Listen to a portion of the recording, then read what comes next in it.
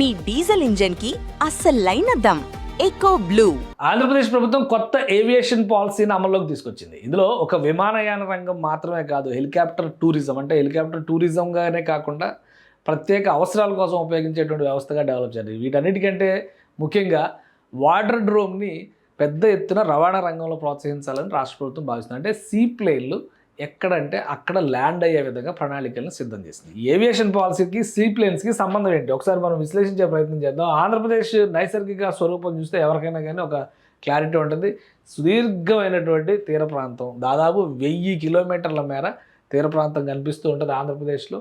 అలానే ప్రధానమైనటువంటి కృష్ణా, గోదావరి, పెన్నా నదులన్నీ కూడా ఆంధ్రప్రదేశ్లోనే ఉన్నాయి. కాబట్టి పెద్ద రిజర్వాయర్లు ఉన్నాయి. దీన్ని కూడా రవాణా రంగానికి ఒక ప్రత్యేక అవసరంగా మలుచుకునేటువంటి ప్రయత్నం చేయాలని ఆంధ్రప్రదేశ్ ప్రభుత్వం భావించింది. అందులో భాగంగానే ఏవియేషన్ పాలసీలో కేవలం విమానయానానికి సంబంధించినటువంటి వ్యవస్థలే కాకుండా ఫ్యూచర్ టెక్నాలజీస్గా భావిస్తున్నటువంటి డ్రోన్ ట్యాక్సీలు వంటి వాటికి కూడా అనుకూలమైనటువంటి విధానాలను అమలు చేయాలని రాష్ట్ర ప్రభుత్వం భావించింది. అందుకనే focus on airlines, air cargo, MRO, aerospace, helicopters, sea planes, water drones and general aviation. అంటే రాబోయే రోజుల్లో డ్రోన్ ట్యాక్సీలు వచ్చినా కానీ ఈ పాలసీ ద్వారా ప్రోత్సాహకాలు ఇవ్వాలని చెప్పి రాష్ట్ర ప్రభుత్వం భావిస్తుంది. వాళ్ళకి ఇన్వెస్ట్మెంట్ ఇన్సెంటివ్స్, ప్రభుత్వం ఇచ్చేటువంటి సబ్సిడీలు, సపోర్ట్స్, అలానే అందులో నేర్చుకోవాలని, ఆ రంగంలో రాణించాలని ఆసక్తి ఉన్నటువంటి అభ్యర్థులు, పైలట్స్ కావచ్చు, ఎయిర్ హోస్టెస్ కావచ్చు, ఎంఆర్ఓకి సంబంధించి, ఎంఆర్ఓ అంటే మెయింటెనెన్స్, రిపేర్ అండ్ ఆపరేషన్స్కి సంబంధించినటువంటి టెక్నికల్ స్టాఫ్కి కూడా వివిధ రకాల అవకాశాలు కల్పించేందుకు ఈ పాలసీలో చోటు కల్పించింది. దీంతోపాటు సీ ప్లేన్ టెక్నాలజీకి సంబంధించినటువంటి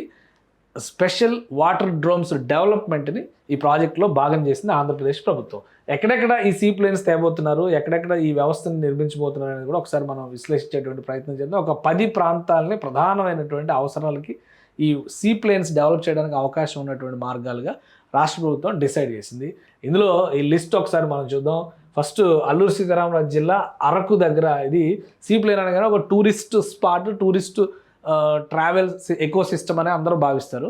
టూరిస్ట్ ట్రావెల్ ఎకో సిస్టమ్గా భావిస్తూనే దాన్ని రవాణా రంగానికి, ఇతర పర్యటనలకు కూడా ఒక ఆసక్తిగా మలిచేటువంటిది. జనరల్గా ట్రైన్ ఎక్కితే కూడా మనం తిరుపతి వెళ్తాం, కానీ ఫ్లైట్ ఎక్కి వెళ్దాం అనేది ఒక సరదా, ఒక ఎమోషన్. అవకాశం ఉన్నవాళ్ళు ఖచ్చితంగా దాన్ని ఎంజాయ్ చేయాలనుకుంటారు. అదే తరహాలో సీ ప్లేన్లో వెళ్ళాలనేటువంటి ఆసక్తి ఉన్నటువంటి వాళ్ళని కూడా ప్రోత్సహించేందుకు ఈ పాలసీని రాష్ట్ర ప్రభుత్వం తీసుకొచ్చింది.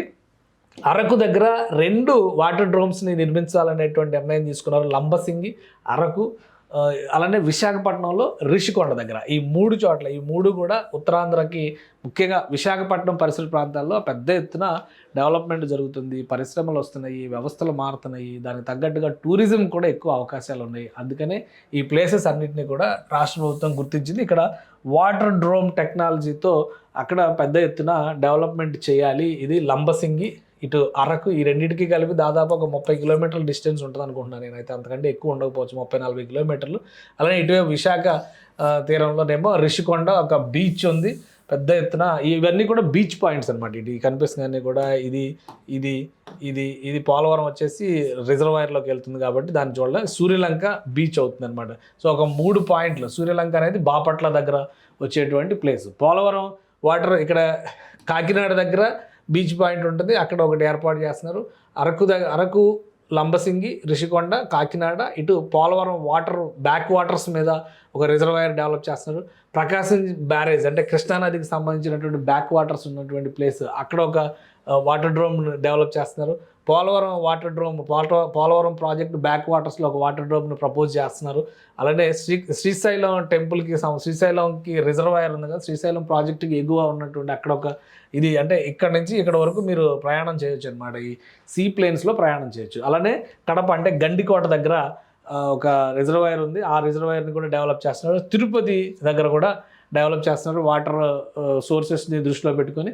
సో ఇవన్నీ కూడా ప్రపోజ్డ్ వాటర్ డ్రోమ్ స్టెప్స్ అంటే, వాటర్ డ్రోమ్స్ అంటే అక్కడ సీ ప్లేన్స్ ల్యాండ్ అవ్వడానికి కావాల్సినటువంటి వ్యవస్థలు ఉంటాయి. ప్రైవేట్ పార్ట్నర్స్ని ఎంకరేజ్ చేయడం ద్వారా ఇన్వెస్ట్మెంట్ పెట్టి వాళ్ళే రన్ చేసే విధంగా, దానికి తగ్గట్టుగా టూరిజం వ్యవస్థ కొంత బూస్ట్ ఇచ్చే విధంగా ప్రణాళికలు చేస్తారు. అంటే 10 చోట్ల సీ ప్లేన్స్ ప్లాన్ చేసినటువంటి మొదటి స్టేట్ ఆంధ్రప్రదేశ్ అవుతుంది. అక్కడక్కడ ఏదో టూరిజం స్పాట్ కింద గుజరాత్లో అక్కడ కొన్ని స్టార్ట్ చేశారు గతంలో.